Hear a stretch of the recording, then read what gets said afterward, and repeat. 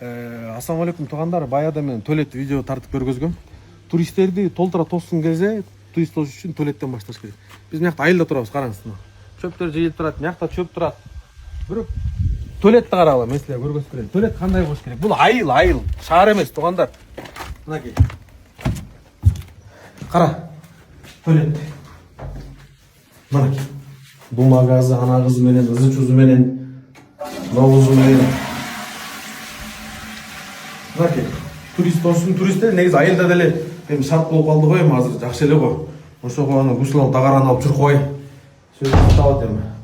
Эме кылбай жакшы кылып туалет салып коюш керек. Удобствосу менен кышында отурсаң тягын биягын тоңуп калат, простатит болосуң, кыйналасың, гусл албай кыйналасың. Айылга деле ушундай шартты түзүп койсо болот экен.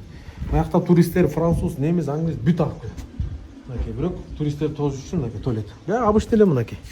Эч кандай проблема жок. Жакшы кылып чакан кылып туруп, муштый кылып салып койсо болот экен.